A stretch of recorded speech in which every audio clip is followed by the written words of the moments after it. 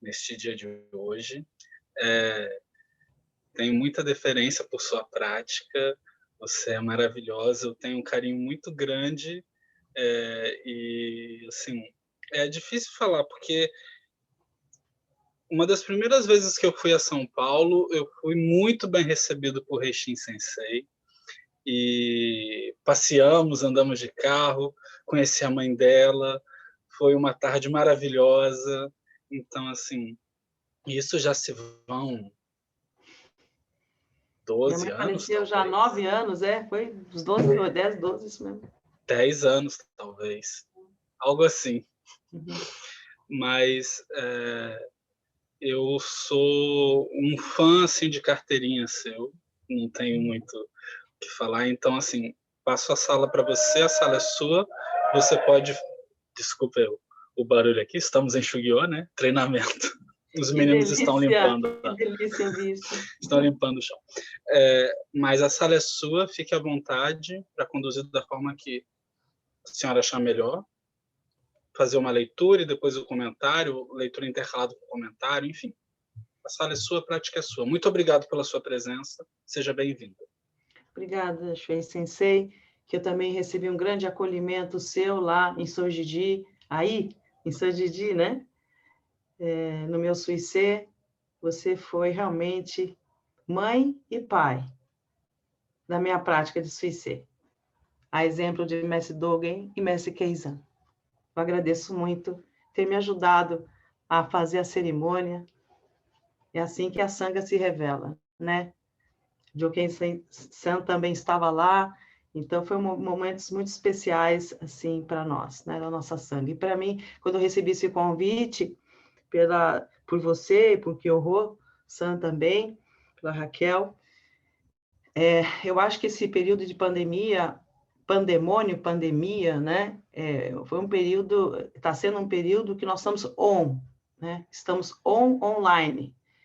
Estamos tendo uma grande oportunidade de nos encontrar, que presencialmente nós não teríamos. Então, a gente está aproveitando ao máximo essa oportunidade, né, de estarmos juntos. Está um pouco sem foco, só um minutinho, deixa eu ajustar aqui a câmera só um pouco.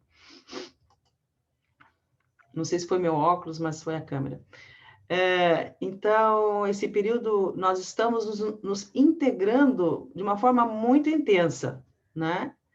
E nós estamos aproveitando muito isso. É uma oportunidade que nós estamos aproveitando realmente, né? E por isso eu agradeço imensamente o convite e que possamos nos fazer juntos, né? Que tem até uma expressão africana, Ubuntu, que é sou por aquilo que todos somos, uma expressão africana, né? E é por aí mesmo que é a Sangha de Buda. Bom, me deram um capítulo aqui do livro do Thich Nhat Hanh, Ação Pacífica, Coração Aberto, as lições do Sutra do Lótus, né? Eu tenho esse livro, ele foi devorado pelo meu cachorro, mas a capa se foi, mas ele está aqui inteiro, eu fiz uma florzinha aqui, a impermanência da capa, mas, enfim, eu consegui aproveitar esse... Ele não está totalmente comido, eu falei, eu não vou comprar um novo, né? Mas, enfim, bom, eu tenho esse livro, quando vocês me falaram que vou acessá-lo, vou procurá-lo, vou ler, né? Mas antes de começar a ler, realmente eu vou lendo e talvez alguns comentários que eu acho assim importante, mas eu sei que é um ritmo, depois a gente abre mais para a nossa troca. Vou tentar acelerar na leitura, porque eu acho importante ler o texto. Thich Nhat Hanh escreve de uma maneira muito agradável, né? Então, acho que não vai ser cansativo. Se vocês quiserem que eu pare, vocês fazem sinalzinho gachô, eu vou estar tentando acompanhar vocês, né? Mas antes, a gente costuma fazer uma prece de abertura para a leitura do Dharma, né? E nós podemos nos colocar em mãos palma com palma e fazer essa prece inicial, né?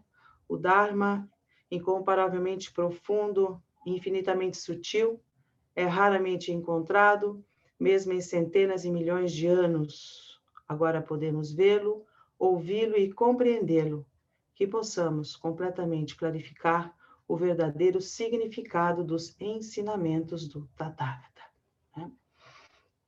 Então, vou começar a ler o capítulo 17, jamais depreciativo.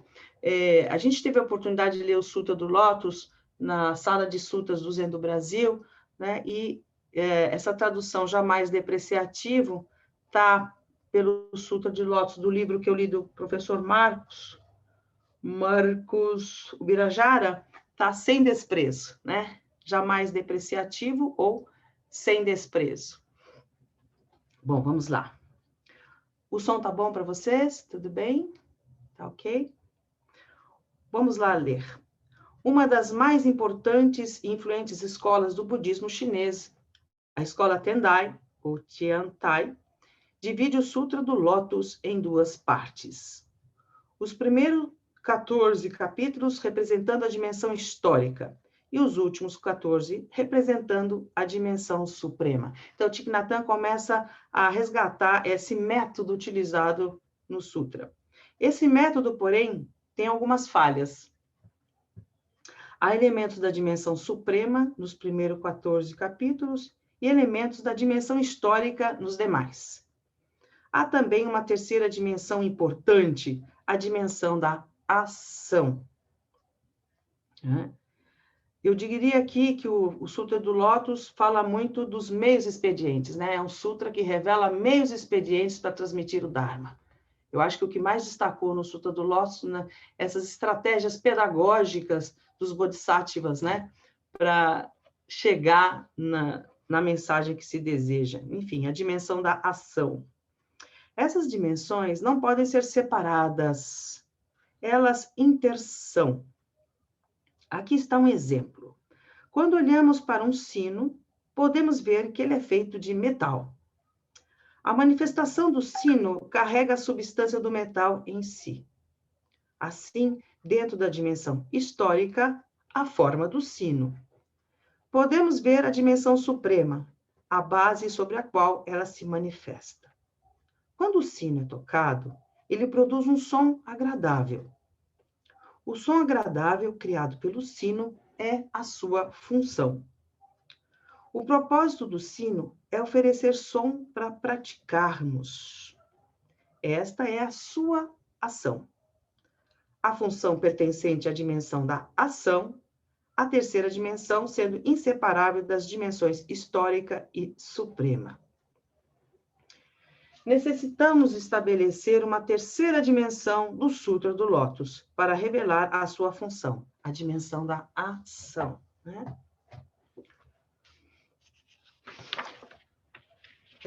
Como podemos ajudar as pessoas da dimensão histórica a entrarem em contato com a sua natureza suprema, de modo que possam viver alegremente, em paz e liberdade?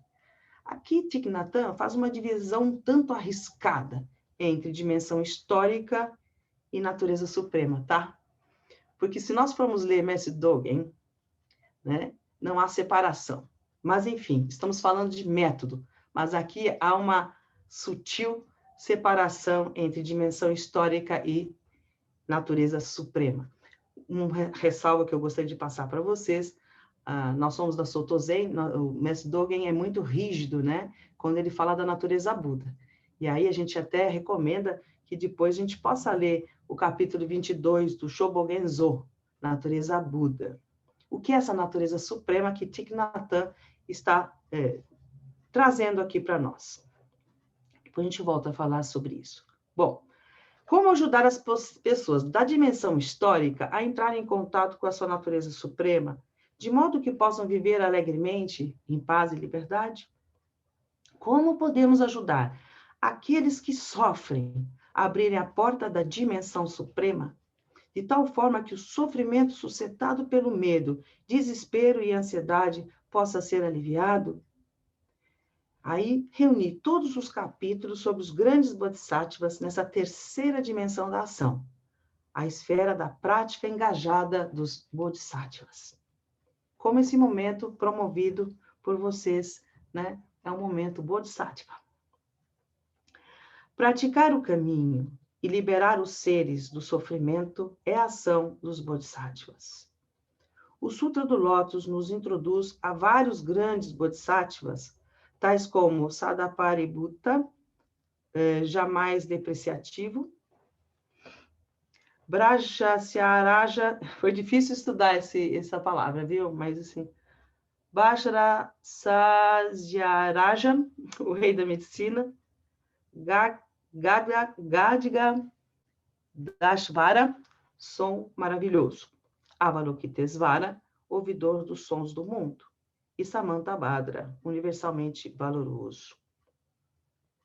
A ação adotada por esses bodhisattvas consiste em ajudar os seres vivos na dimensão histórica e reconhecer que eles são manifestações da base suprema, né? Já vou introduzir aqui um livro de Yasutani Hiroshi, né, que nós temos no nosso templo, 8 aspectos do budismo, que fala quem são esses seres, né? Que seres vivos são esses? Não são só seres humanos, são todos os seres, né? Depois podemos voltar a isso, como nós, na nossa tradição, entendemos por seres vivos. Então, a ação adotada por esses bodhisattvas consiste em ajudar os seres vivos, todos os seres vivos, contextualizado na dimensão histórica, e reconhecer que eles são manifestação da base suprema. Todos os seres vivos são manifestação da base suprema. Sem esse tipo de revelação, não podemos ver a nossa verdadeira natureza. Seguindo o caminho do Bodhisattva, nós reconhecemos a base do nosso ser. A nossa verdadeira natureza, na dimensão suprema, além de nascimento e morte. Este é o reino do Nirvana, a completa liberação, liberdade, paz e alegria. Acessar essa nossa natureza suprema, que é natureza Buda. No capítulo 20 do Sutra do Lótus, que é esse capítulo versa sobre ele, né? Somos introduzidos a um belo bodhisattva denominado Sadabaribhuta, jamais depreciativo, né? Esse bodhisattva nunca subestima os seres vivos e nunca duvida de sua capacidade para a buditude. Sua mensagem é: eu sei que você possui a natureza de Buda, ou a natureza Buda, e tem a capacidade de se tornar um Buda.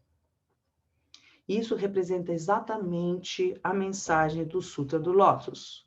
Você já é um Buda na dimensão suprema e pode se tornar um Buda na dimensão histórica. Como é que é isso, hein? Né? Quando acessamos a nossa natureza Buda, tudo que fazemos no aqui e agora é a dimensão histórica.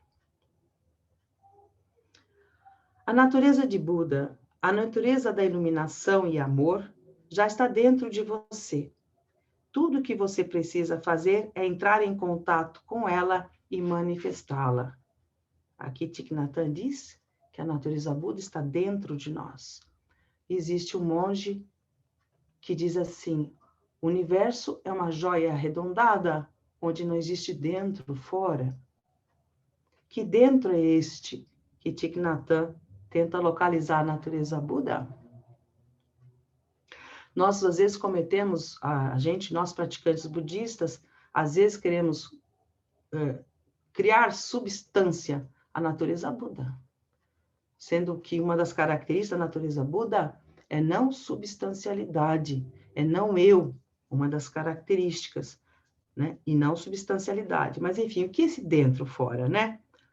Voltando ao texto, a natureza de Buda, a natureza da iluminação e amor, já está dentro de você. Tudo o que você precisa fazer é entrar em contato com ela e manifestá-la. O Bodhisattva jamais depreciativo está lá para lembrar-nos da essência de nossa verdadeira natureza. Esse Bodhisattva remove os sentimentos de desvalia e baixa autoestima das pessoas.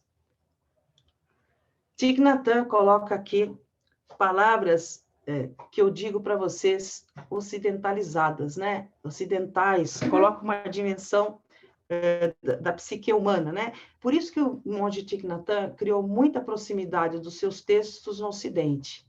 Ele tem uma linguagem que o Ocidente compreende muito, e vai muito no território do psique, do sentimento, das emoções. Ele está usando a palavra amor aqui, né? essa palavra. Então, ele vai trazendo algumas palavras que nós identificamos, né? Mas essas palavras também contêm pequenas armadilhas, né? Eu estou fazendo um pouco essas ponderações, porque eu estava lendo isso, onde é que isso está encaixando na minha compreensão quando eu leio esse texto? Para onde está indo, né? Mas, assim, é extremamente lúcido, claro, essas comparações que Thich Nhat Hanh fala, desse caminho de a gente acessar a nossa verdadeira natureza. No fundo, é como eu acesso, como eu reconheço a natureza já existente em mim, né? E esse texto versa muito isso. E tem esse Bodhisattva provocativo, né? Que fica provocando as pessoas. Eu gostei dessa provocação dele. Coitado, ele quase apanhou também. Ele fala que vai dizer já já. Esse Bodhisattva remove os sentimentos de desvalia e baixa a autoestima das pessoas. Como posso me tornar um Buda? Como posso alcançar a iluminação? Não há nada em mim, exceto o sofrimento. E não sei como me libertar do meu próprio sofrimento, muito menos como ajudar as pessoas. Não tenho nenhum valor. Baixa autoestima, né? Negação. Muitas pessoas têm esse tipo de sentimento e sofrem por causa deles. O Bodhisattva jamais depreciativo age para encorajar e dar forças às pessoas que se sentem desse modo, lembrando-as que também são dotadas da natureza Buda. Esse baixa autoestima, né? Isso tudo, se a gente pudesse só debruçar sobre autoestima, autoestima. Existe autoestima, né? Se não existe um eu fixo, bom, enfim. Lembramos-nos de que também são dotados da natureza de Buda, que também são uma maravilha da vida e que também podem alcançar o que um Buda alcança. Esta é uma grande mensagem de esperança e confiança. Esta é a prática de um Bodhisattva na dimensão da ação. Como eu faço esse ser humano que está sofrendo perceber que ele é Buda? Que ele tem a natureza Buda? Tem ou é natureza Buda? Aí, Mestre Dogen fala, né? Todos os seres têm natureza Buda? Mestre Dogen, todos os seres são natureza Buda. Tudo é natureza Buda. Não tem. Vocês percebem que existe um caminho nessa leitura que nos leva como se tivéssemos um objeto dentro de nós. Quem vem de um pensamento teológico pensa, né, em algo assim específico. No entanto, na tradição Soto Zen, ele quebra esses cristais no sentido assim, ele ultrapassa o conceito de algo, de uma autoidentidade ou de uma noção de algo específico. Não é natureza Buda, somos natureza Buda. Mas aqui a gente está no campo das emoções humanas, né? Que Thich Nhat Hanh trabalha bastante. Para quê? É o meio expediente de Thich Nhat Hanh, é o meio expediente dos Bodhisattvas para que entendam, né? Que a partir dos nossos sentimentos deludidos a gente pode acessar a nossa... Por meio desses sentimentos deludidos, você acessa a não delusão, né? A escola Zen trabalha bastante com isso. Eu gostaria de lembrar sempre, nós somos uma escola Zen, então a gente tem outros meios expedientes para trabalhar esse repertório. Bom, essa é uma grande mensagem de esperança e confiança, essa é a prática de um Bodhisattva na dimensão da ação. Sariputta foi, na verdade, Shakyamuni, em uma de suas vidas prévias, aparecendo como um Bodhisattva no mundo para aperfeiçoar a sua prática do Dharma. Esse Bodhisattva, porém, não recitava os sutras, nem praticava de modo usual. Ele não realizava prostrações, nem peregrinações, nem passava longas horas sentado em meditação. O Bodhisattva, jamais depreciativo, tinha uma especialidade. Sempre que encontrava alguém, ele se dirigia à pessoa como respeitosamente dizendo: você tem grande valor, você é um futuro Buda. Eu vejo esse potencial em você. Há passagens do Sutra do Lótus sugerindo que sua mensagem nem sempre foi bem recebida. As inúmeras pessoas que ainda não haviam entrado em contato com a dimensão suprema não podiam acreditar no que o Bodhisattva estava lhes dizendo sobre a sua inerente natureza de Buda. e pensava que ele estava zombando delas. Frequentemente, ele era ridicularizado, gritavam com ele e o afastavam. Mesmo quando as pessoas não acreditavam nele, mandavam-no embora, com insultos e batendo nele. Mesmo assim, Sadapariputta não ficava zangado, nem os abandonava, né? Parado a uma certa distância, ele continuava a gritar a verdade. Eu não os vejo com desprezo. Vocês todos estão trilhando o caminho e deverão todos tornar-se Budas, né? Devia ser interessante esse personagem, né? Podemos seguir? Tudo bem? Vocês estão aí ainda? Sadapariputta é muito sincero e tem grande equanimidade. Ele nunca desiste de nós. O significado de sua vida, a fruição de sua prática, consiste em trazer esta mensagem de confiança e esperança para todos. Essa é a ação de um grande Bodhisattva. Temos de aprender e praticar essa ação se queremos seguir o caminho dos Bodhisattvas, né? A persistência, a criatividade. O Sutra nos conta que quando Sadapariputta estava próximo do fim de sua vida, repentinamente ele ouviu a voz de um Buda, chamado Rei do Som Imponente. Eu nem vou dizer aqui, tá? Ensinando o Sutra do Lótus. Ele não podia ver esse Buda, mas ouvia claramente sua voz recitando o Sutra. E através do poder do ensinamento, o Bodhisattva, jamais depreciativo, de repente compreendeu que seus 6 órgãos dos sentidos estavam completamente purificados e que ele não mais estava sob o jugo da morte. Compreendendo profundamente a mensagem do Sutra do Lótus, ele foi capaz de tocar a sua dimensão suprema e atingir a imortalidade. Aí eu pergunto, o que abriu os sentidos dele? O que fez o grande estalo, as percepções dele perceberem a sua dimensão suprema? Nós já estudamos a infinita duração da vida de um Buda na dimensão suprema. Em termos da dimensão histórica, um Buda pode viver 100 anos aproximadamente. Mas em termos da dimensão suprema, a vida de um Buda é ilimitada. Sadapariputta viu que a duração de sua vida era infinita, tal como a vida de um Buda. Ele viu que cada folha, cada seixo, cada flor, cada nuvem tem um período de vida infinito também, pois ele foi capaz de tocar a dimensão suprema em todas as coisas. O que é tocar a dimensão suprema?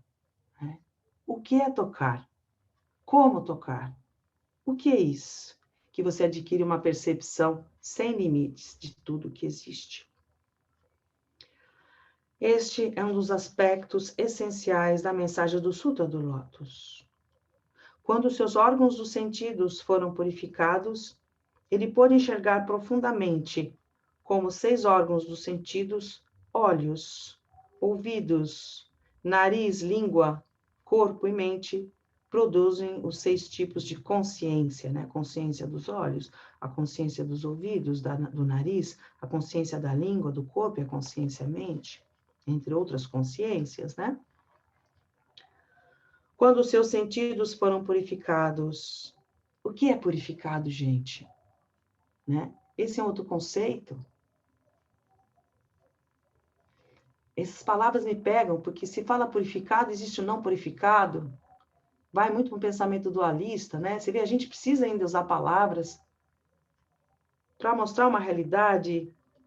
Eu acho, quando os nossos órgãos dos sentidos são transcendidos, né? Transcendidos, né? Tudo se acessa. Ele tocou a realidade tal como ela é. Dimensão suprema, natureza Buda. Não há mais confusão nem ilusão na sua percepção das coisas. Não há mais confusão nem ilusão na sua percepção das coisas. Essa passagem descreve um tipo de transformação que nós também podemos experimentar. Quando a base de nossa consciência está preparada, quando nossa consciência sensorial e nossa consciência mental são purificadas, o que é purificado? Através da prática da mente atenta e de olhar profundamente a natureza suprema da realidade, nós podemos ouvir no som do vento, passando pelas árvores, ou no canto dos pássaros, a verdade do Sutra do Lótus. Enquanto deitados sob a grama, ou caminhando em meditação no jardim, podemos entrar em contato com a verdade do Dharma, que está ao nosso redor o tempo todo. Não está ao nosso redor, somos essa realidade. Né? Percebam? Está ao nosso redor. Então, existe um eixo. Não existe um eixo, né? Thich Nhat Hanh, ele desenvolve muito esse olhar em profundidade das coisas, né? Que é o olhar do Bodhisattva. Ele usa muito o sino, né? Ele bate o sino, a gente escuta o começo do som e o fim do som. Ele treina muito essa percepção. Os livros todos trazem a presença, o aqui e agora. O aqui e agora é manifestação Buda, de todas as coisas acontecendo simultaneamente, né? Mas não existe observador e observado, isso vai falar mais adiante. Mas o que é este contato com tudo que existe, que está ao nosso redor o tempo todo, que somos nós. Que somos nós. Nós sabemos que estamos praticando o Lotus Samadhi em nossos olhos, ouvidos, nariz, língua, corpo, mente. E nós também não falamos e mente. Nós falamos corpo, mente, coração, mente. São completamente transformados e purificados. Colocaria, são completamente transcendidos. Né? E transcendido não significa elevados, nem rebaixados. O que é transcender? Transformar. A nossa língua não dá conta do Dharma. Por isso que o Zen é silêncio. Abriu a boca, dançou. A gente tem uma gavetinha de conceituações. Olha o exercício que Shakyamuni Buda fez. Após a iluminação, o que eu vou fazer? Como é que eu vou passar o despertar para as pessoas? Para os meus, né? Como é que eu traduzo essa experiência? Por isso que eu sou muito suspeita, adoro a nossa escola, né? O Zen é a experiência, né? Do aqui e agora, a experiência. E as palavras realmente são difíceis. Tendo realizado a verdade suprema, o Bodhisattva Sadapariputta continuou a viver por muitos milhões de anos, proferindo sua mensagem de esperança e confiança a incontáveis seres.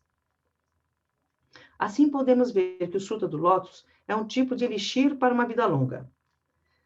Quando tomamos esse elixir, tornamos-nos capazes de viver por um período muito longo, a fim de preservar e transmitir os ensinamentos do Sutra do Lótus para muitas pessoas.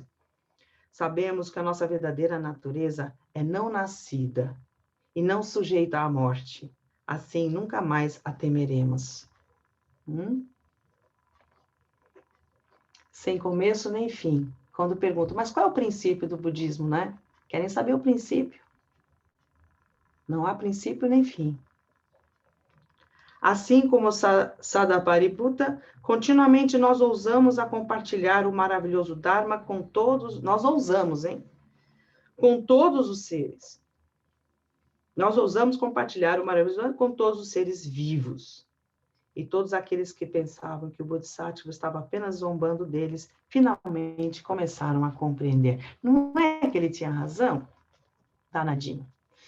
Olhando para Sadapariputta, Buddha, eles foram capazes de ver o resultado de sua prática. E assim começaram a confiar nele e a entrar em contato com a sua própria natureza suprema. Passaram a confiar nele. Né? Eu acho que essa relação de mestre e discípulo, né? Uma das características, eu recomendo esse livro para vocês, 8 aspectos do budismo, né, que nós temos, de Azutani Hiroshi, que apresenta 3 características da natureza Buda, e uma delas, além de reconhecer que ela é, a outra, perceber, existe a força cooperada, a cooperação, por isso a Sangha, né? Precisou esse Bodhisattva estimular as pessoas, né? Estimular as pessoas a acessar. estimular as pessoas a acessar a esse movimento de acessar a sua verdadeira natureza, né? Como é que nós estimulamos? Como é que nós criamos causas de condições, que é o Sutra do Lótus? Esta é a prática deste grande Bodhisattva. Admirar os outros com um olhar sábio e compassivo. Muito importante, sábio e compassivo. Proporcionando o vislumbre de sua natureza suprema, de forma que eles possam se reconhecer refletidos nela. Muitas pessoas têm a ideia de que não são boas em coisa alguma, que não são capazes de ser tão bem-sucedidas como as demais pessoas. Elas não conseguem ser felizes, invejam as realizações e o status social de outras pessoas, considerando a si mesmas como fracassadas por não alcançarem o mesmo nível do sucesso mundano. Né? Muito carregado de pensamentos deludidos, né? Temos que tentar ajudar aqueles que se sentem dessa maneira.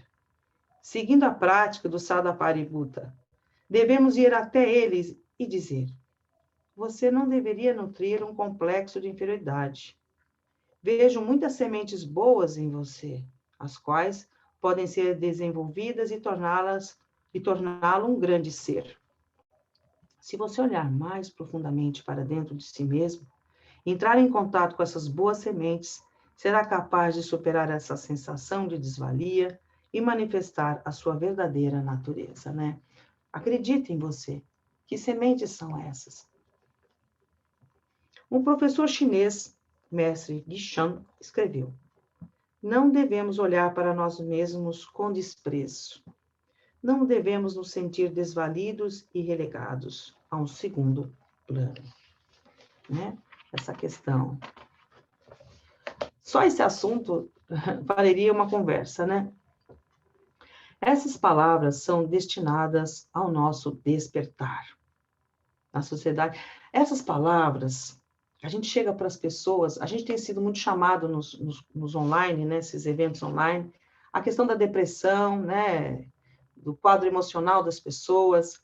Mas quais são as palavras que nós devemos usar, sendo que nós somos estudantes do Dharma de Buda, né?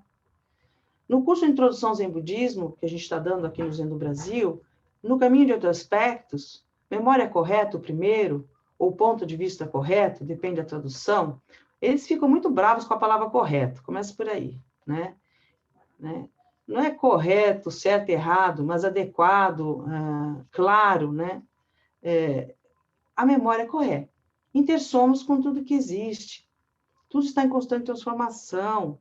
Não existe um eu fixo. Né? Existem algumas questões que a gente coloca e a pessoa pensa, puxa, então por que estou depressivo? Porque estou tornando a realidade fixa. Por isso, porque eu não aceito a mudança, porque eu estou apegado, ou estou tendo aversão. Então, quais são as palavras que eu sinto que dão um certo nó na cabeça da pessoa, que ela, puxa, realmente, eu estou tornando a realidade fixa, eu estou com medo, eu perdi o emprego. Eu perdi emprego, agora eu tenho que me reinventar. Isso, você tem que se reinventar. O emprego estava te tornando fixo demais. A nossa fala deve colocar os ensinamentos principais de Shakyamuni Buda, que são muito claros e dá um nó no pensamento padrão das pessoas. Ou eu chego para a pessoa, não, aumente sua autoestima, melhore seu amor próprio. É isso mesmo que nós devemos falar para as pessoas? O que é amor próprio? O que é autoestima? Às vezes a gente fica repetindo modos que não sei. Eu acho que as coisas fazem mais sentido quando a gente entra diretamente nos nossos conselhos, como conselhos do que Shakyamuni Buda acessou. São palavras não familiares que as pessoas recebem, e elas recebem aquela palavra que é vazio de substancialidade. O que é isso? Não existe um eu fixo. O que é esse eu, senão um nós, um interser? A pessoa escuta aquilo. Você é seu pai, sua mãe, seus ancestrais. Ela fica assim. Que personagem você criou na sua vida? Pá, que autoestima é essa? Quem você quer manter fixo? Né? Então, a gente tem uma fala que precisa ser um pouquinho mais assertiva dentro do nosso hardware, né? Não dizendo que o nosso hardware é fixo também, mas a gente tem uma fala de Shakyamuni Buda. Mas no mundo ocidental, você precisa, de repente, usar algumas expressões para ver meios expedientes se a pessoa não se sente tão ameaçada, não confusa, e se abre para acessar aquilo que a gente está querendo dizer. Mas, enfim, são meios expedientes. Eu estou jogando algumas coisas e voltando para o texto, porque não pretendo cansar vocês um pouco, mas esse texto foi muito maravilhoso para mim, no sentido de rever um pouco como é que a gente conduz esses meios expedientes, né? Nesses processos todos de você é natureza Buda, e o que isso significa, e o que eu falo a respeito em relação a isso, o que eu estou acreditando em relação a isso, né? Aí, Thich Nhat Hanh repetindo essa questão, ó, essas palavras são destinadas ao nosso despertar. Eu digo estas e tantas outras que nós temos que descobrir, que nós temos que identificar em Shakyamuni Buda, né? Na sociedade moderna, psicoterapeutas relatam que muitas pessoas sofrem de baixa autoestima, de baixa nós-estima, eu falo, sabe? Elas sentem que não têm valor, não têm nada a oferecer, e muitas delas entram em depressão sem conseguir mais trabalhar adequadamente, tomar conta de si mesmo ou de suas famílias. Terapeutas, curadores, cuidadores, professores, líderes religiosos e aqueles que são próximos de alguém que sofre desse jeito têm o dever de ajudar tal pessoa a ver a sua verdadeira natureza com maior clareza, de modo que ela possa libertar a si mesma dessa ilusão. Eu penso assim, nós temos o dever de ajudar as pessoas a ver a verdadeira natureza, mas nós precisamos, em primeiro lugar, compreender que natureza é essa. Se nós não compreendemos, nosso conselho pode ser extremamente equivocado e desastroso. Especialmente nós, de liderança religiosa, nossa responsabilidade é muito grande, né? Gosto muito de falar, não sei.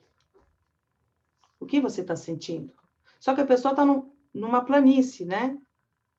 E ela está tendo um olhar. A gente precisa perceber esse olhar. E esse olhar está carregado de uma série de questões. Como é que eu jogo uma palavrinha ou nem uma palavrinha? Ou, como se diz aqui no livro de Thich Nhat Hanh, de Mestre Dogen, o levantar de um punho, né? O Fukan Zazen fala muito isso, né? O grito, o levantar de um punho, ou o pulo de um sapo no lago, é o despertar. Às vezes não é uma série de palavras, né, que a gente solta, mas precisa começar em nós a compreensão do que seja essa verdadeira natureza, gente. Senão a gente está fazendo outra coisa, falando outra coisa.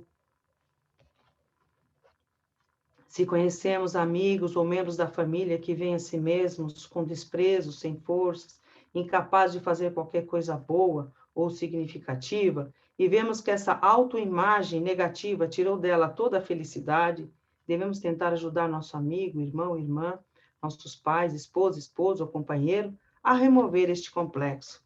Esta é a ação do Bodhisattva, jamais depreciativa. O olhar de Kannon Bodhisattva, né? Também, aquele que vê em profundidade os sons do mundo, né? As dores, mas sem nenhum julgamento, né? Nós também temos que praticar de modo a não aderirmos aos sentimentos de desvalia dos outros. Em nossa vida cotidiana, quando ficamos impacientes ou irritados, podemos dizer coisas rudes, julgar e criticar, especialmente em relação aos nossos filhos. Quando os pais estão sob grande pressão, trabalhando arduamente para sustentar e cuidar da família, frequentemente eles podem cometer o equívoco de empregar palavras indelicadas, punitivas e acusadoras. A base da consciência de uma criança é ainda mais tenra, muito fresca. Assim, quando semeamos tais sementes negativas nelas, estamos destruindo sua capacidade de serem felizes. Ele foi muito radical aqui nessa expressão. Estamos destruindo sua capacidade de ser. Nós não temos esse poder. Não temos o poder de destruir a capacidade de felicidade. Nós podemos prejudicar, porque nós, esse ser humano, essa criança, ela também é resultado de infinitas causas e condições, né? Ela tem toda uma força de superação. Mas, enfim, ele coloca a responsabilidade das ações sobre os seres vivos. E que essas nossas ações comprometem sim, causa e efeito, são simultâneos, né? Mas também não são fixos. né? Então, ele fala isso. E o que nós estamos vivendo na pandemia é isso. As casas viraram panelas de pressão, em que os pais estão convivendo com os filhos, não é verdade, gente? Ocorreram inúmeros feminicídios, nós estamos vivendo isso, essa dificuldade de convivência. E qual é a palavra da gente numa rede virtual, no sentido de como é que a gente vê essa raiva que a esposa está tendo pelo marido, o marido pela mulher, ou pelos filhos? Qual é a nossa palavra aí? É falar assim, que tal vocês regarem um vaso de planta na sua casa? Que tal vocês criarem uma atividade tal? Quer dizer, o que a gente fala? Que seja um meio expediente para ajudar esses conflitos que estão muito próximos, né, gente? Muito próximos. Eu gosto da palavra espiritualidade no budismo, que significa cultivo, né? Espiritual é cultivo de uma mente sadia, uma mente em contentamento. Se a gente está brigando muito, que delícia! Estamos brigando muito, olha que legal! Nós estamos encontrando as nossas pontas, olha só! Né? Como é que eu lido em arredondar essas pontas? Né? Como é que a gente trabalha isso com maciez? Quer dizer, qual é a nossa linguagem, nossa presença? Como ser bodhisattva em tempos de pandemia? Então, pais e professores, irmãos e amigos, precisam ser muito zelosos e praticar mente atenta, a fim de evitarem regar sementes negativas nas mentes de nossas crianças, familiares, amigos e estudantes.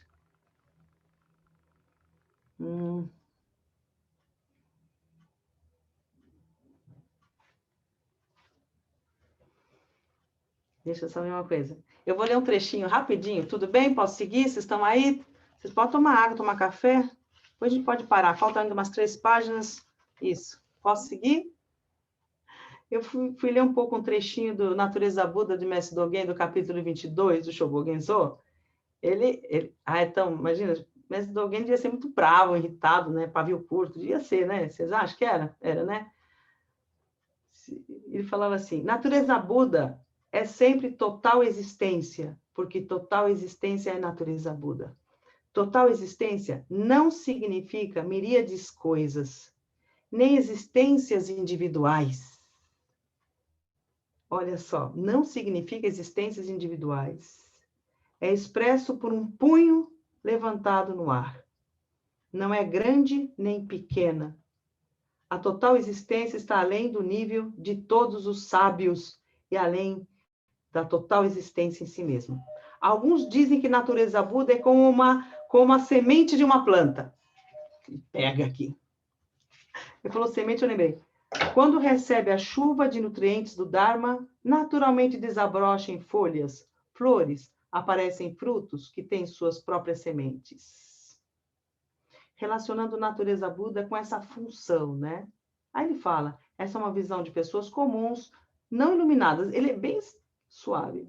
Os que sustentam tal ponto de vista devem saber que as próprias sementes, flores e fruto, cada um deles é ao mesmo tempo tem puramente da total existência. Nos frutos, há sementes que, mesmo que não sejam vistas, fazem com que as raízes e caules cresçam. Enfim, ele aborda que causas e condições estão acontecendo simultaneamente no aqui e no agora. E não existe esse pensamento muito linear, pontual e fixo. Bom.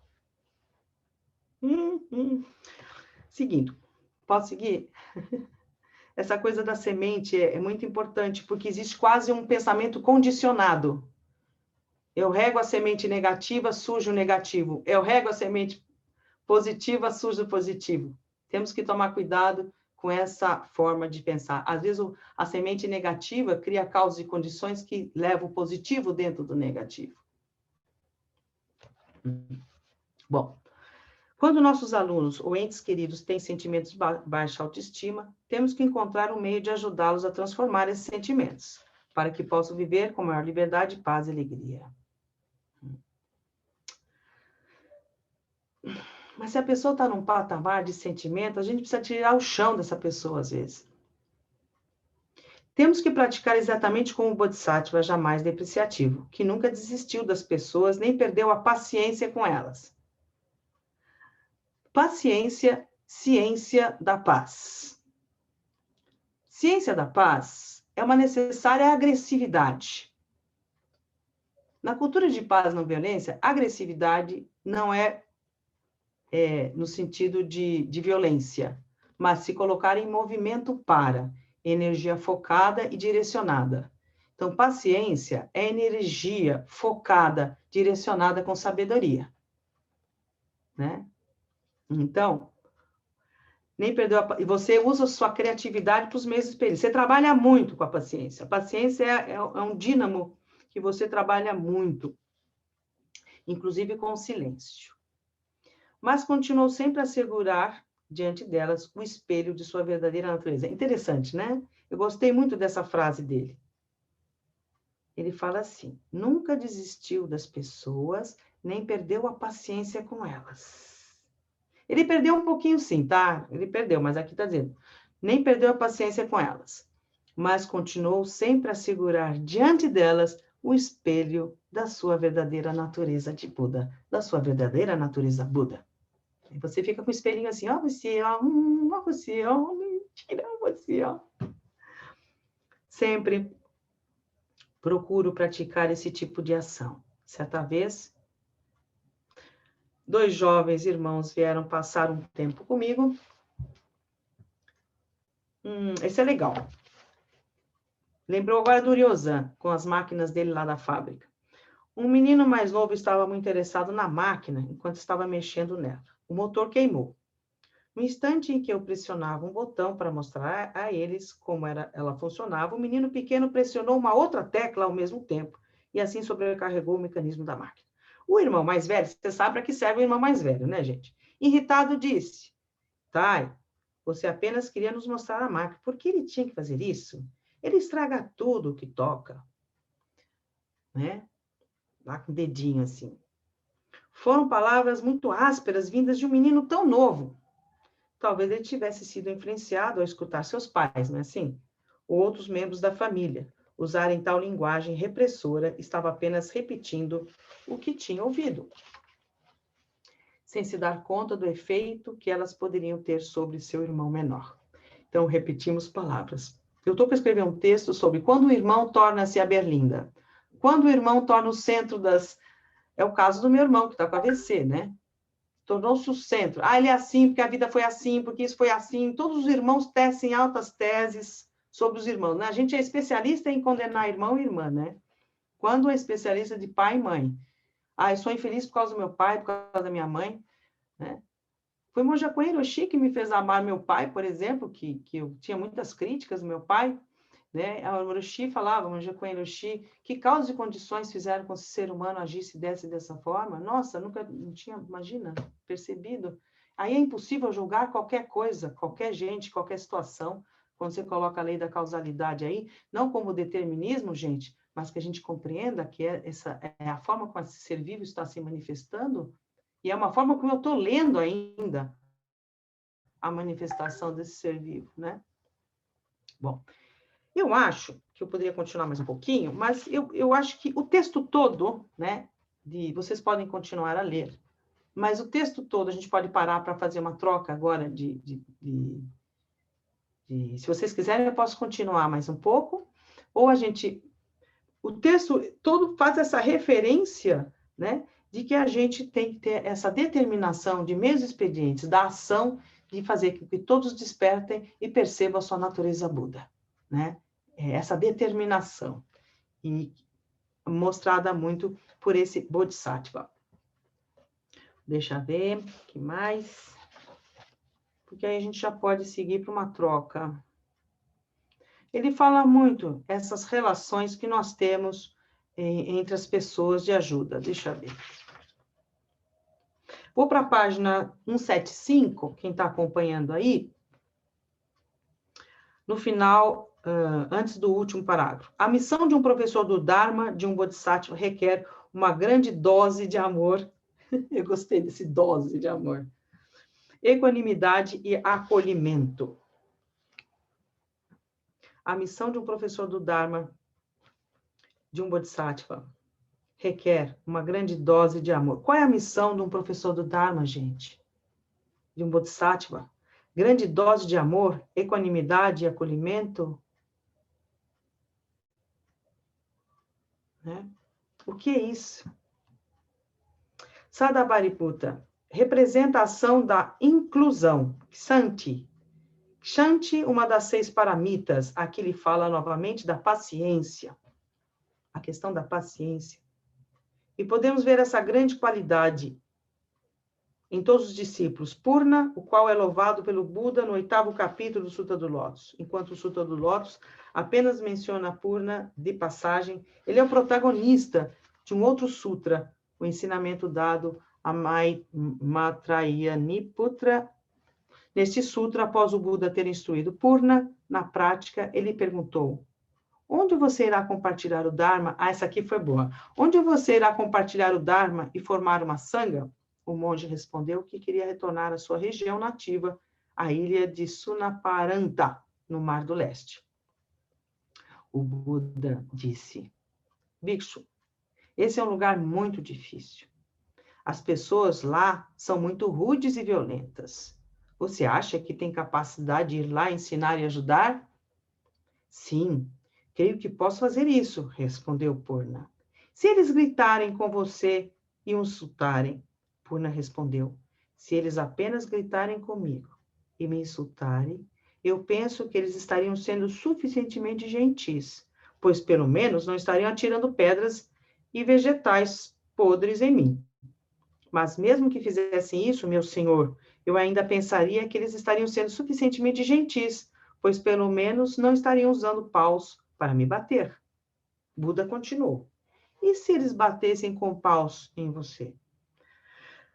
Ainda assim, creio que estariam sendo suficientemente gentis, desde que não estivessem usando facas e espadas para me matar. E se eles quisessem tirar a sua vida?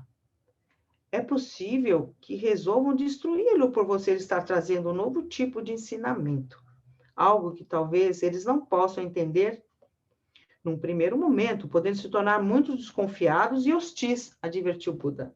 Purna replicou: bem, nesse caso, eu estaria pronto para morrer. Minha morte seria um tipo de ensinamento, e sei que esse corpo não é a única manifestação que possuo. Posso me manifestar em muitos tipos de corpos. Não me importaria se eles me matassem ou me tornassem vítima de sua violência, pois acredito que posso ajudá-los. Buda disse: muito bom, meu amigo, creio que você está pronto para ir lá ajudar.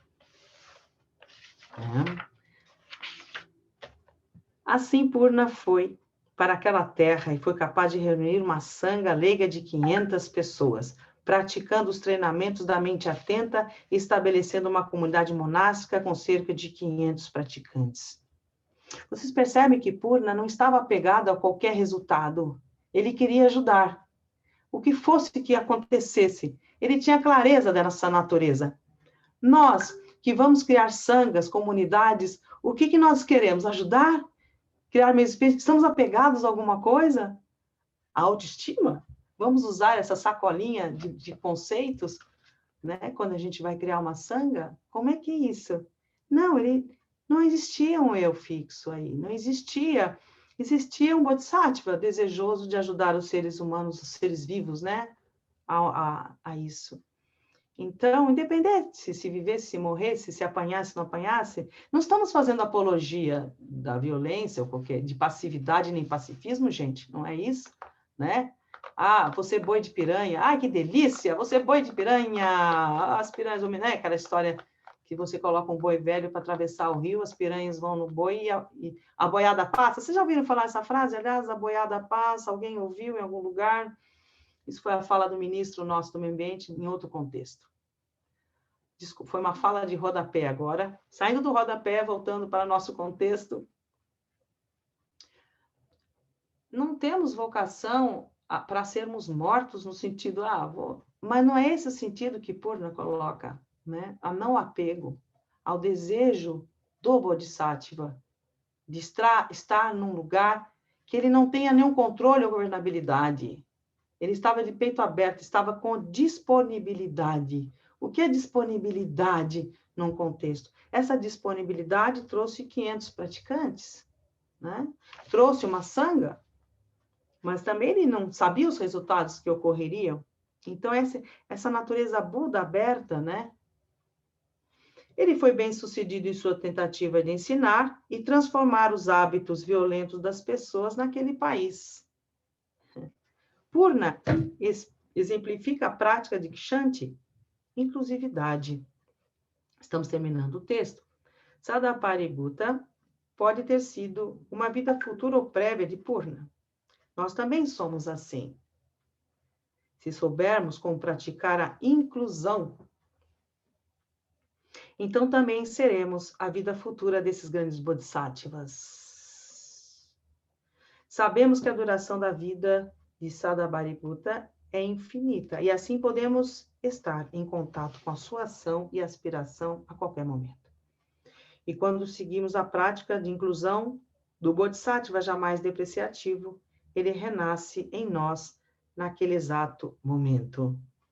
E neste exato momento que nós estamos lendo aqui, agora, ele está vivo em nós, como Buda Shakyamuni, né?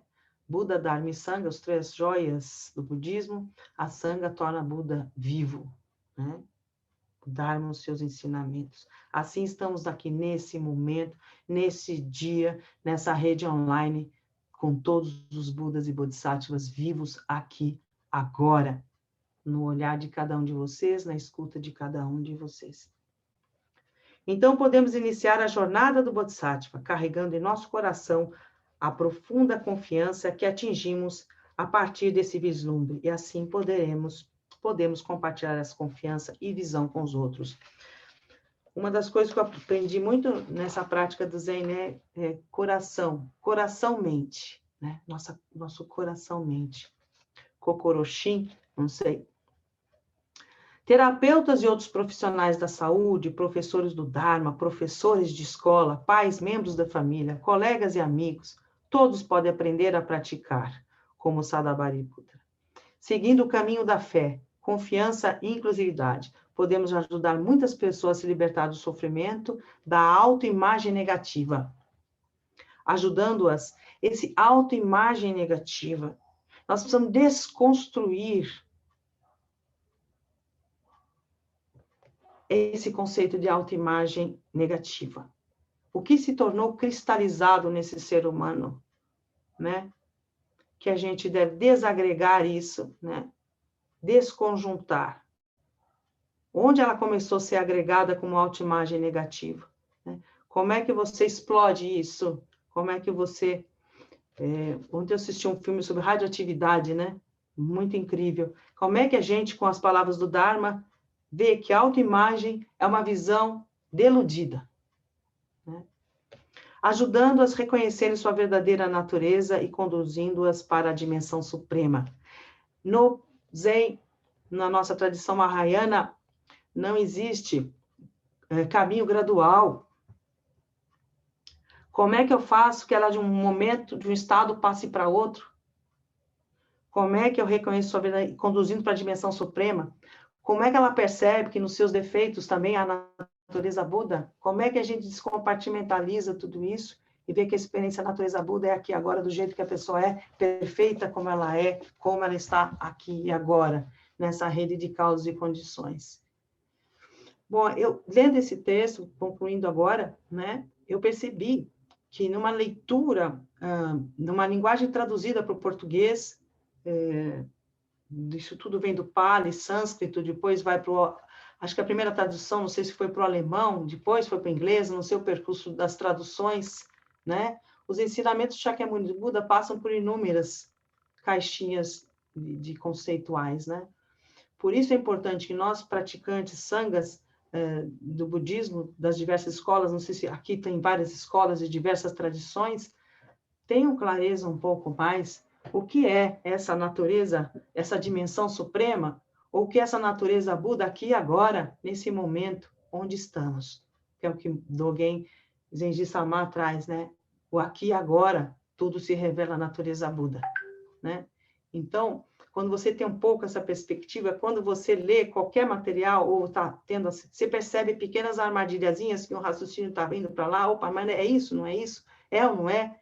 Então, a gente está sempre questionando um pouco Aonde está nos conduzindo esse trabalho, esse texto, para que assim como nós nos conduzimos na nossa prática, como estamos conduzindo, o outro tem que nos desconcertar, eu não tenho que mudar o outro, né? O outro nos desconcerta, né? Eu acho que é uma coisa muito importante, e aprendemos junto nesse desconcertamento, né? Para o que se revela como natureza Buda nesse processo, né? De aprendizagem, que é esse existir que nós estamos vivendo agora, né? É um pouco por aí. Provocações, estou aqui aberta, a gente pode fazer aí, ouvir vocês um pouquinho, o que vocês pensam a respeito, e aí vocês conduzem daqui para frente. Muito obrigada pela oportunidade, é um pouco por aí.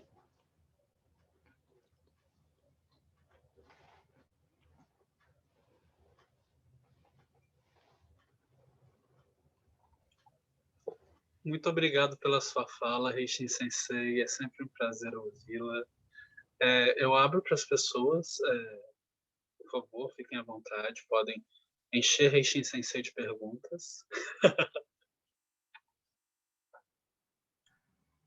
Monja Reishin, cachorro. Show! Obrigada, Bom foi vê-la. maravilhosa a leitura. Esse capítulo é muito bonito, né? Ele dá um gás assim para a gente, do que a gente precisa mesmo fazer, né? Nem é precisar fazer, é o que a gente faz todo dia. Mas eu tenho sempre isso comigo, essa leitura é uma leitura que no campo da ação, eu sempre fico achando que ela fica um pouco capenga, porque a gente tem as limitações do outro, né? Dentro de um contexto budista, e a gente tratando disso com quem está praticando o Zen, ou não só o Zen, o budismo, é mais fácil e mais palatável você tratar desse assunto, mas principalmente nas famílias, e agora a gente está vendo muito isso, né? Como é difícil você acessar o outro para ajudar. E aí, como é que fica a amplitude da ação, né? A gente fica inativo até essa pessoa ter pelo menos uma escuta mínima do que você quer tentar ajudar, né? Tentar fazer esse tipo de ação, porque às vezes tem uma barreira na frente da gente, né? Mesmo, tem um muro, e a gente não consegue agir. E aí faz o quê? Fica esperando o tempo da pessoa? A ação é não ação, sabe? Por que você tem que ajudar? Você não tem. Não existe tem que modificar, tem que ir, tem que fazer. A gente tem que parar um pouco. A gente tem uma característica em nós que às vezes é muito perigosa, né?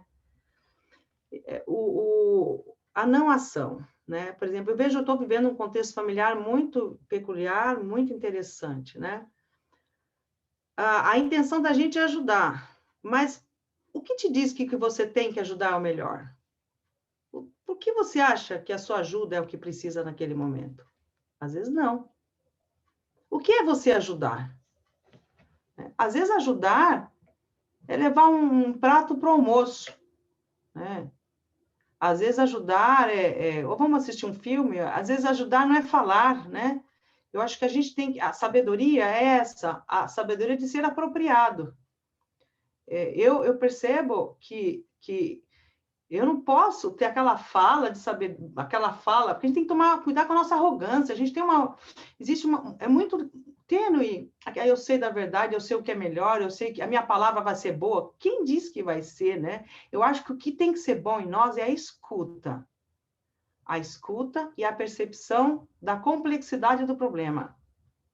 Isso, antes da gente qualquer coisa, é ter esse olhar em Kanon Bodhisattva, aquela que vê os sons do mundo, eu gosto dessa expressão, aquela que vê os sons do mundo. É contraditório? Não. A gente tem que observar o que está acontecendo, qual é a dor, qual é o problema da família. Está acontecendo isso, como é o caso que eu estou vivenciando, uma situação bem interessante. Como é que eu atuo de uma maneira que eu crio pequenos expedientes para isso? Você vê, a casa está pegando fogo no Sutra do Lótus. O pai falou lá, venham para cá, venham para fora, vocês vão se queimar. Eu sei o que eu estou te falando. Eu estou falando para vocês que vocês vão se queimar. O que o pai fez? Apresentou uns brinquedos legais, mais interessantes ainda, desviou a atenção do problema e as crianças foram lá para o brinquedo maior. Esse é um meio expediente do Sutra dos Lótus. Qual é o meio expediente que você deve usar quando está num contexto, né? Às vezes o outro é nosso professor, nosso mestre.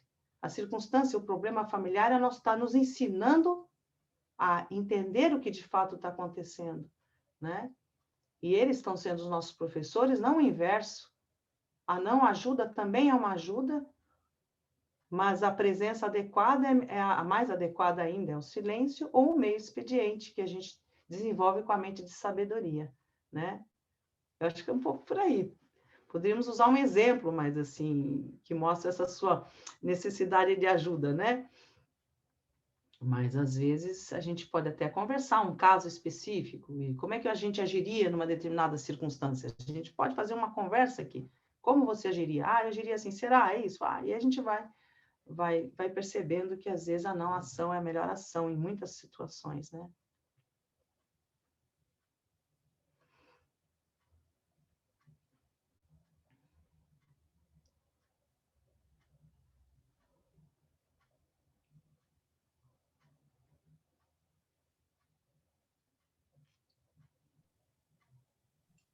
Tokushi-san. Ah, Ryosan-san. Tokushi ou eu? Fique à vontade, Ryosan-san. Desculpe. É que eu não tinha visto você, desculpe. Tokushi entrou agora dentro de casa. Então, Sensei, essa coisa, né, do ouvir e não interferir, né? Por exemplo, eu ficava muito incomodado com Thich Nhat Hanh ultimamente, assim, antigamente, não. Antigamente eu ficava incomodado. E quando a gente tem a paciência, por exemplo, de ler o texto dele e chegar no final, ele, de uma certa maneira, ele declara, né, o que ele usou como alguns meios expedientes também, né? Então, parece que num determinado momento, acho que a nossa compreensão, parece que ela coloca, né, a leitura de alguém, da realidade, do Thich Nhat Hanh, do texto dele, que às vezes incomoda e tal, parece que a gente cria como um dicionário tradutor daquilo que, de fato, a pessoa está necessitando ou precisando. Aquela apropriação que você diz, né? Aquela adequação que você diz, e que eu também me pauto nela. Eu acho que tudo é natureza Buda, mas o estado de Buda é a adequação. Essa adequação perante as situações da vida cotidiana, né? E assim, enxergar, ver com profundidade aquela pessoa, não o que ela está perguntando, mas a partir da base da pergunta, onde que ela está e cutucar lá. E às vezes é uma resposta inesperada para a pessoa, talvez até incompreensível, mas que atinge, né? Mas que atinge. E como meio expediente, muitas vezes, isso que você falou uma determinada hora lá, essa crítica de Thich Nhat Hanh, né? Não regar as experiências negativas, né? Caramba! Eu tive, assim, em função de alguns erros na vida, que levar muita cacetada que durou dezenas de anos, né? E batalhando, né, com aquela situação, aquele erro cometido. Mas aquilo me levou tanta compreensão e abriu tanto, por exemplo, esse círculo de compaixão com relação às pessoas que erram, né? E fazer disso uma questão inclusiva, que eu vejo que aquela semente tão negativa que foi plantada ocasionou depois, né, levou a uma compreensão muito maior, quer dizer, é uma ressignificação daquele passado. E eu acho que por exemplo, eu lido muito com isso no paciente terminal. Essa coisa que a pessoa ela está num sofrimento danado, né? E eu levo ela a ressignificar aquela vida que ele diz que não prestou, que ele odeia, né? E em pouco tempo ele fazer as pazes com aquilo, ressignificando aquelas experiências negativas e trazendo, quando ele tem uma visão dessa dessa base, né, que fala Thich Nhat Hanh, né, da natureza suprema. E aí ele sente um bem-estar danado e depois eu chego no dia seguinte e ele morreu. Mas eu sei que o cara morreu em paz, que a pessoa morreu bem, entendeu? Perfeito, é isso mesmo. É isso mesmo, Yozan Sensei, né? Eu acho que esses pontos, e como você desconstrói com esse ser humano sem criar a culpa, muito pelo contrário, ressignificando o erro, o que é um erro, gente? O que é o erro? A criança cair? Eu cito muito nas minhas palestras, né? O que é o erro? A criança cair quando ela está aprendendo a andar, ela precisa dessa experiência para se equilibrar. E cria empatia, né? E cria empatia.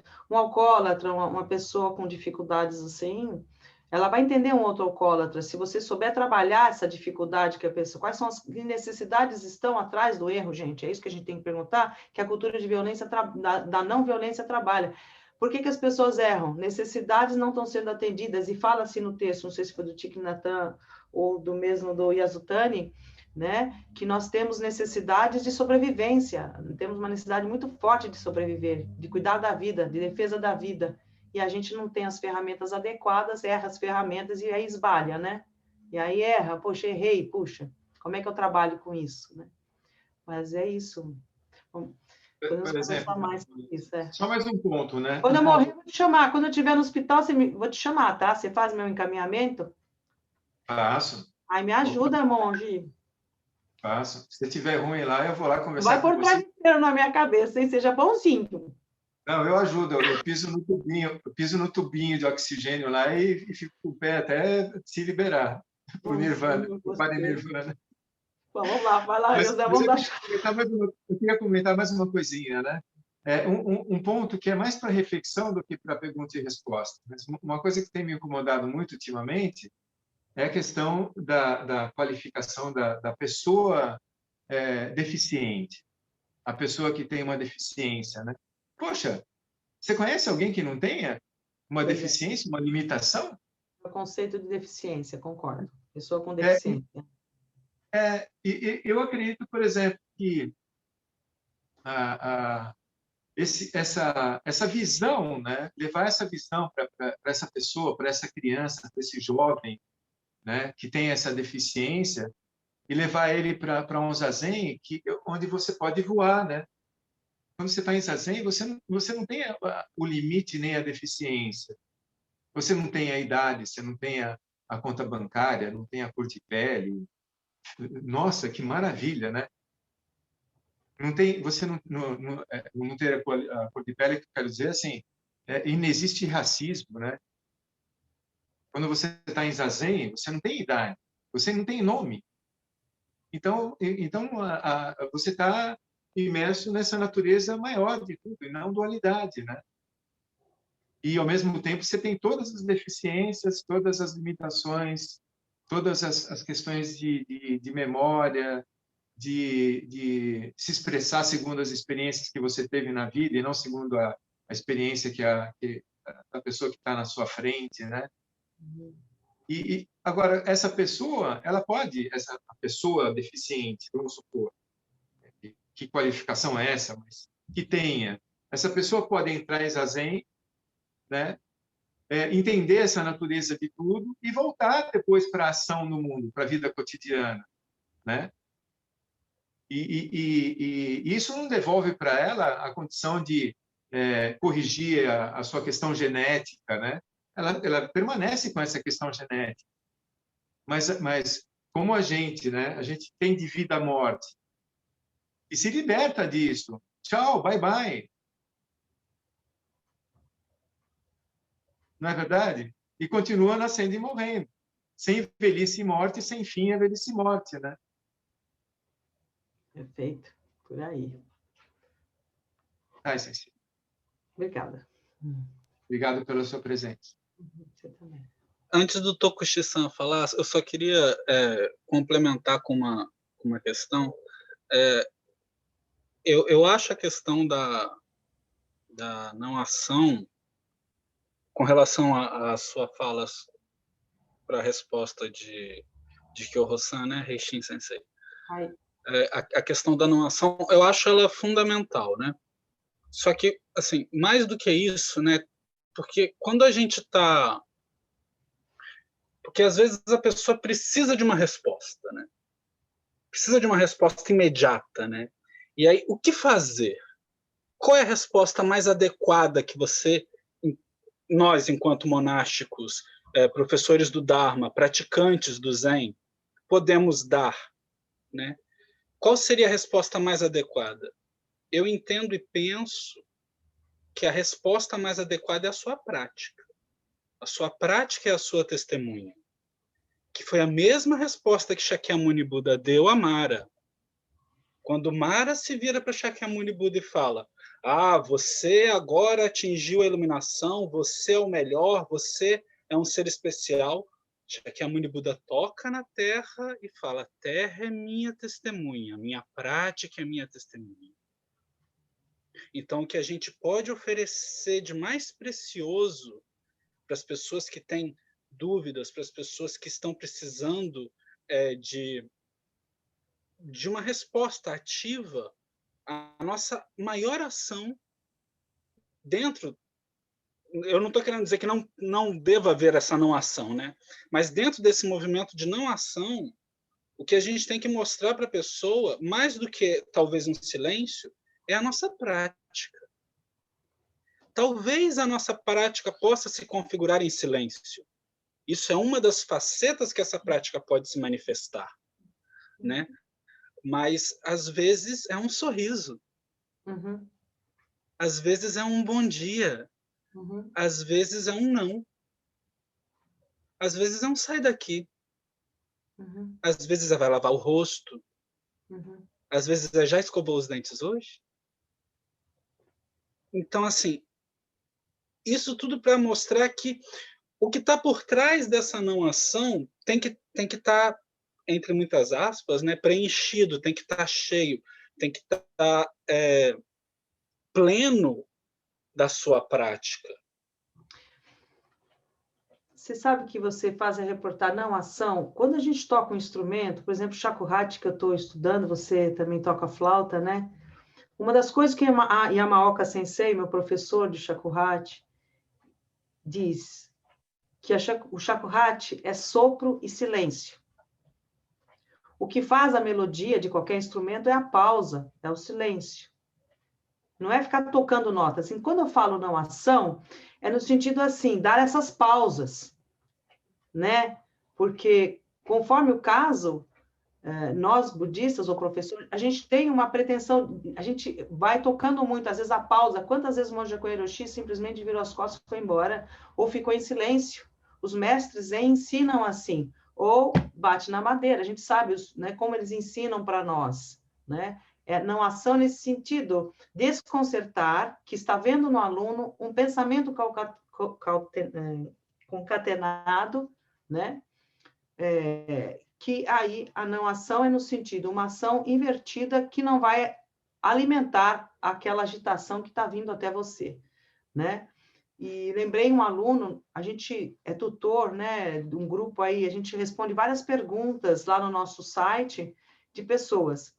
E teve um aluno perguntando muita coisa, falando, em budismo não é religião, porque religião é isso, porque as outras... Começou a falar. Aí, entre nós, os nossos colegas, nossos senseis, conversando, não, eu não vou responder, o que a gente responde para essa pessoa? E eu lembrei aquele caso da xícara de chá, né?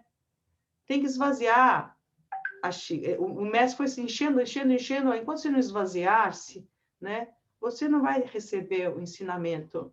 Ou então, responda simplesmente mu. Então, a não ação é isso, você ter uma escuta apropriada e ver qual é a sua resposta àquilo que está vindo até você. E essa não ação, ou esses meios expedientes, é que nos ajudam muito e ensinam muito mais. Tanto a nós, pela nossa experiência, como você falou, pela nossa prática, né? Como para o outro, né? Então, é isso mesmo. A experiência é tudo, né? A terra é nossa testemunha. Uma vez o Roshi estava falando, eu quase pus a mão lá no taco do chão. A terra é minha testemunha. Eu me lembro. Usei esse expediente de Shakyamuni Buda.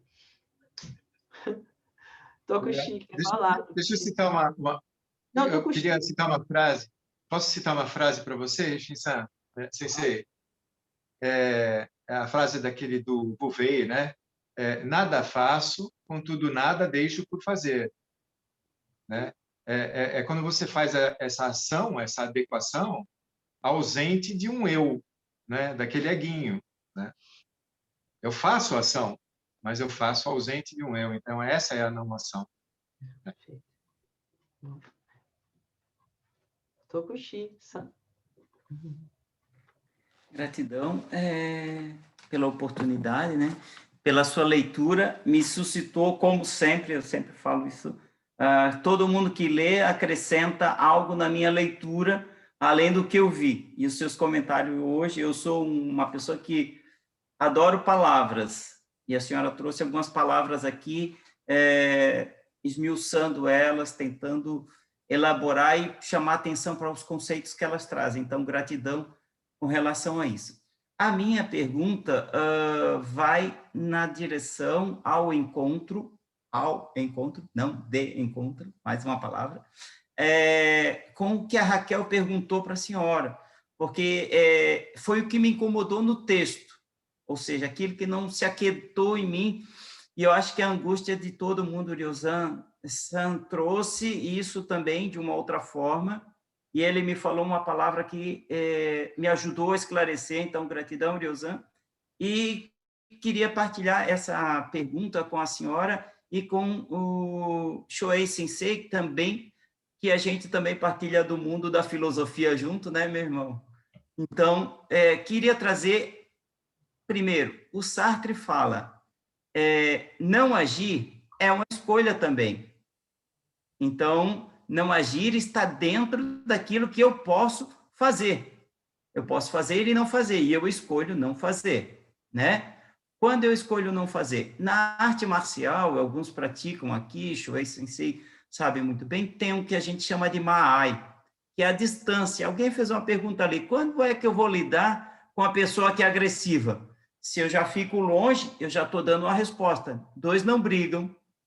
Quando um decide não brigar, a pessoa quer isso, mas você responde para ela, não é o momento agora, aquele que o Shuei Sensei falou.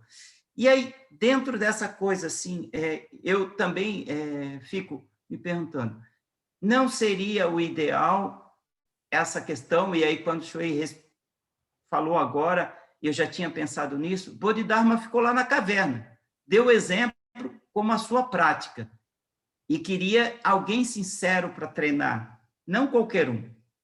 E aí, às vezes, a gente corre agoniado tentando ajudar uma pessoa e essa pessoa não quer ajuda. Né? Não é assim que acontece? Pelo que a senhora estava falando, se eu entendi. Então, ajudar não seria ficar à disposição só lá, fico à disposição. O ouvir, que a senhora falou, eu sempre ouvi das pessoas assim, Buda tem orelhas grandes a essa representação, porque ele está aí para ouvir. E a gente deveria chegar nas pessoas quando elas nos procuram. E eu tenho uma frase aqui, só para concluir, a minha pergunta que eu digo assim, sempre tem um chinelo velho com um pé descalço. A rua onde está o nosso dojo, a nossa sanga, chama Nossa Senhora de Fátima. E nessa rua, a primeira casa que tem é um templo evangélico, muito grande, bem numa curva. Depois, 200 metros à frente, tem um centro espírita kardecista, do lado esquerdo da rua. E 150 metros, mais ou menos, à frente, estamos nós. E depois, mais à frente, parece assim, que é tudo combinado, tem um templo de Umbanda, gente. Que beleza! Maravilha essa rua. Então, eu digo assim, a pessoa que quiser, ela tem essas oportunidades, tem esses hospitais da mente, da alma, da sua paciência, e a pessoa vai adentrar conforme a sua condição mental. É isso que vocês dois queriam dizer para a gente? Se eu entendi direito, eu não preciso correr atrás e pegar aquele do jeito e sacudir. Olha, senta aqui, tu precisa fazer isso. Porque eu não faço propaganda do Zen. Eu simplesmente estou lá todas as noites, sentado, ou dando aula de Aikido. Se alguém quiser entrar pela porta aqui, entra e treine com a gente. É isso, gente. Para vocês dois, por favor. Gratidão pelos ouvidos. Shuei Sensei, quer falar? Shuei Sensei? Eu acho que a gente tem que...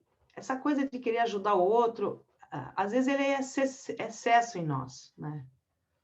É uma coisa um pouco judaico-cristã que a gente fica trazendo, que a gente tem a obrigação de ajudar os outros. E aí a gente só atrapalha a gente, sabe? Eu vou pegar um pouco o que Shuei Sensei colocou. Nós precisamos viver com interesse e com clareza prática, né? Que naturalmente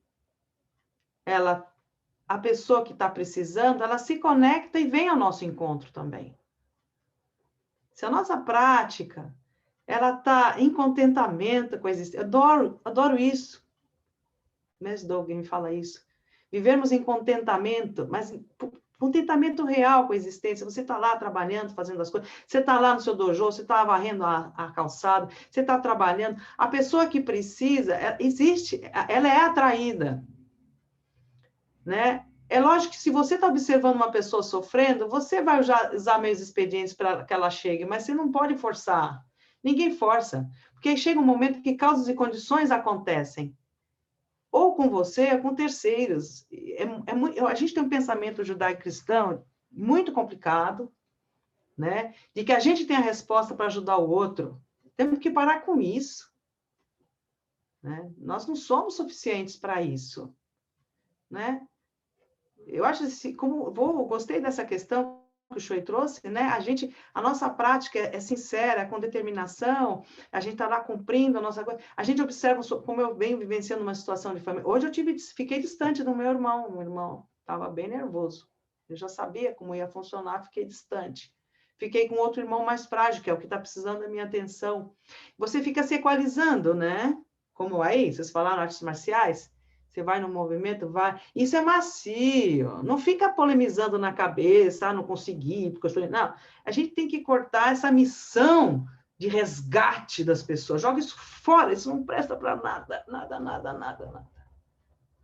Sabe? Né? Eu acho que a gente tem que apreciar a vida. Né? Estamos identificando sofrimentos, que meios expedientes eu posso usar, né? Como eu falei, às vezes um copo d'água lá na mesa, isso ou aquilo, pequeno, a gente fica criativo, a gente brinca com a realidade, não brincar, a gente cria uma ludicidade, que nem um músico. Aqui bota aquela nota, aqui faz isso. Você está em contentamento. Quando a gente está em contentamento, a gente lida com as coisas de uma maneira diferente. Agora, se vocês colocam no compromisso de ajudar as pessoas, dançou. O Bodhisattva é uma natureza da pessoa de atenção. Eu vou me tornar um Bodhisattva. Dançou. Né? É quando a consciência, aquele ser vivo, adquiriu uma acuidade. Né? E aí ele se torna... No Bodhisattva, vou fazer... uma série de causas e condições nos tornam de uma determinada maneira que você fica sensível a. Um pouco por aí, sabe? A coisa é mais intuitiva, mais solta, mais fluida e mais natural. Né? Como um cachorrinho, um lobo vai salvar o filhotinho, o lobo pega aqui e sai correndo, porque vai chover. Né? Eu não vou fazer isso porque eu tenho que salvar meu filhote.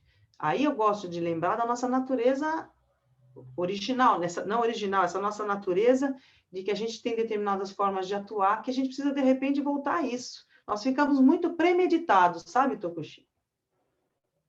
Nós ficamos muito premeditados, muito cheios de tarefas, muito cheios de obrigações, infernos astrais, muito de certo e errado, e a gente ficou insuportável. Eu gosto quando a Arushi briga comigo. Para de ser boazinha, Rechin. O Zansan já ouviu muitas broncas. Lá de ser boazinha, coisa mais enjoativa. O Shuei Sensei sabe, né? Então, a gente tem que tirar esses excessos e viver a vida em contentamento, alegria, que naturalmente só a criatividade propositiva de inclusão, que ele fala aqui, Tinatan, acontece. Ela é natural, não projetada nem programada, né? Ela surge, a natureza Buda é isso, você surge com uma percepção sistêmica, né? Uma percepção ampla. Joken-san, por favor. Rechin-san, muito obrigado pela sua leitura. Eu fiz várias anotações que me fizeram pensar de maneira mais profunda sobre várias coisas. Obrigado. Eu estava escutando o pessoal falando sobre a não ação. Como gosto muito do idioma japonês, eu vi uma vez, estudei um pouquinho sobre a não ação também, e a gente no português, a gente tem esse termo, né? Não ação. Então, a gente já imagina a ação como, né? Como fazer, como ato, como ação, como movimento, né? E em japonês, em chinês, se escreve assim, né? O que a gente chama de não ação, se escreve assim. Deixa eu colocar aqui do lado.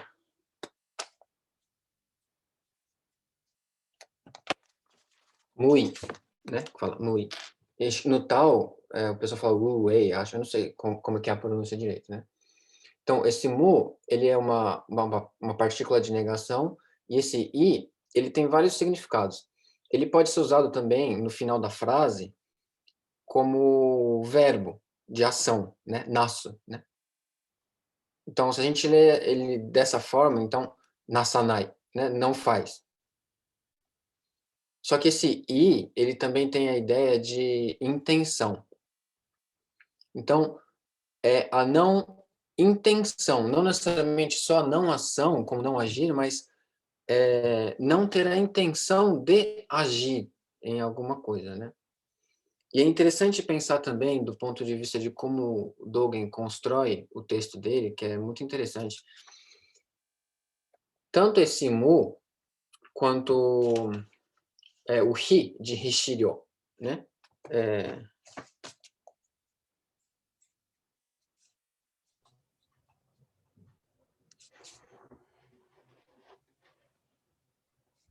Que maravilha, né?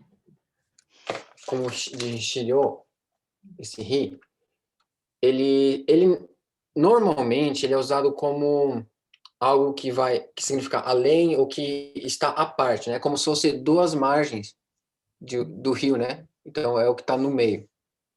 Então ele vai além desses dois. Esse é o sentido usual. Só que Dogen usa essas partículas como o mu, como o hi e também esse outro aqui que eu escrevi. Essa frase aqui chama sho aku makusa, que é não fazer o mal. A gente traduz como não fazer o mal, né? Essa partícula aqui, aku, que significa nakare, que é uma proibição, não fazer, né? Só que Dogen usa essas partículas de negação com o sentido de antes, né? Então, quando a gente fala mui, a gente fala antes da intenção surgir, antes do julgamento, antes da dualidade, antes da intenção surgir. Então, é esse momento natural que é a natureza do próprio Zazen, a própria natureza Buda. Então, é esse momento anterior ao julgamento, à intenção. No caso do Showaku Makusa também, a gente traduz como Showaku, né, os vários males. Então, fazer o mal. Né? Então, aqui é fazer o mal, né, esses dois aqui, e negação. Então, não fazer o mal, a gente traduz, né? Em japonês fica Showaku na tsukuru koto nakare. Só que esse nakare para o Dogen, na verdade, ele usa como antes. Então, showaku o tsukuru izen. Então, antes desse mal, desse julgamento, dessa dualidade surgir. E o Hishiryo a mesma coisa. Antes, não, a gente costuma traduzir além, né? Não tem problema traduzir além, mas antes dessa mente dual surgir, né?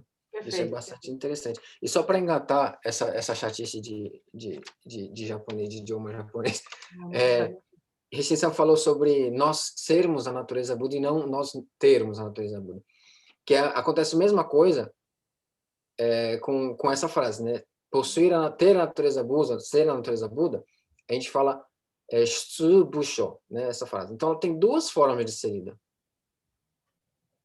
Então, a primeira Kotokotoku Busho Ari. Esse Ari, ele significa ter. Então, da forma usual de ler, então, naturalmente, temos a natureza Buda, né? Em japonês seria naturalmente a natureza Buda nós temos.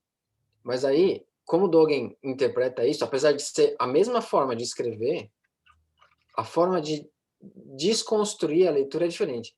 Então, shitsu, então é haver natureza Buda.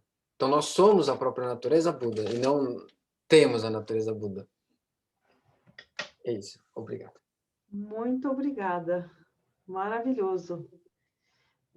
Tem no Fukan Zazen-gi sem intenção de intenção. Não tem? No Fukan Zazen-gi? Sem intenção de intenção, não é? Tem um jogo que ele faz, né? Esse esse espaço anterior às formulações. Na área da pedagogia, né? Minha formação é em pedagogia, né? Surge um estímulo, a gente monta um mosaico interpretativo. É antes disso. Antes disso, se armar, se preparar, né? De se criar, né? Então, esse antes. O que é esse antes? É o retornar, né? Retornar à casa de Buda. Retornar sem ter ido. Exatamente, retornar sem ter ido. Obrigada. Maravilhoso.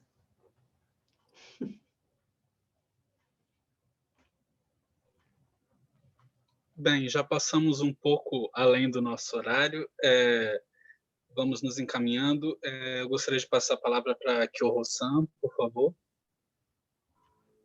Só antes de finalizar, Monge, eu quero agradecer muito a presença da senhora, uma presença feminina, porque a maioria dos nossos leitores, bem dualista mesmo, bem dualista mesmo, bem feminista, porque a maioria dos nossos leitores são homens, né? Eu tenho tido um pouco de dificuldade com a lista do clube e, assim, foi maravilhoso. Sua presença lúcida, sua presença feminina, aluna de quem não podia ser diferente, né? Forte, íntegra e coerente. Muito obrigada, viu? Estou muito feliz que a senhora tenha podido participar. Gachou. Um abraço grande na Sansei. Darei para Yoshi-sama e agradeço a presença, né? Gostei muito de estar com vocês, né? Foi muito íntimo. Muito obrigada. Eishin-san, realmente muito obrigado. É sempre um prazer conversar, falar com você, estar com você. É muito maravilhoso essa presença pacífica. Essa presença pacífica.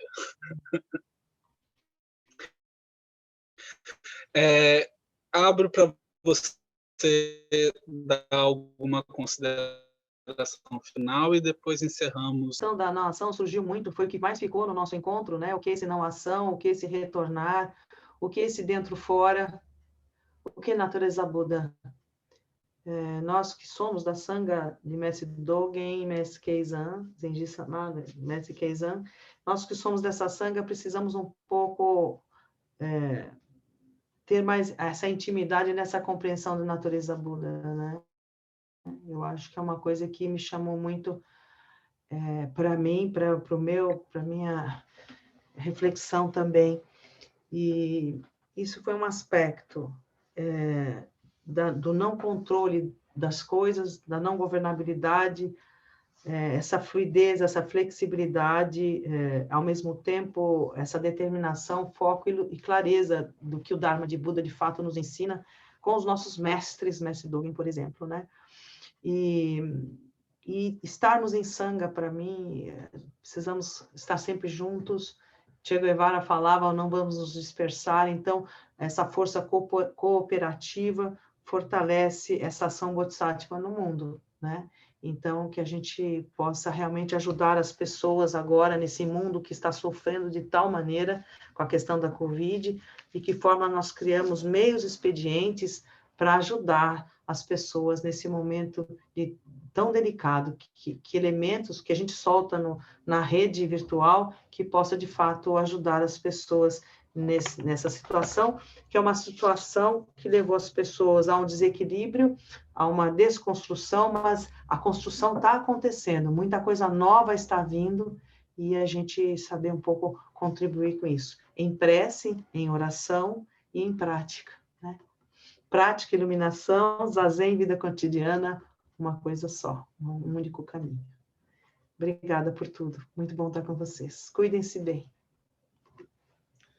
Muito obrigado. Que os méritos de nossa prática se estendam a todos os seres e que possamos todas juntos, nos tornar o caminho iluminado. Oferecemos a todos os Budas, através do espaço e do tempo, a todos os Bodhisattvas e Mahasattvas, a Mahaprajna Paramita, a Paramita da grande sabedoria perfeita. Muito obrigado a todos, boa noite no Brasil, se cuidem, mantenham o distanciamento social, usem máscaras, a situação não está fácil, se cuidem e cuidem dos outros. Muito obrigado a todos pela presença mais uma vez. Tchau. Até mais. Boa noite.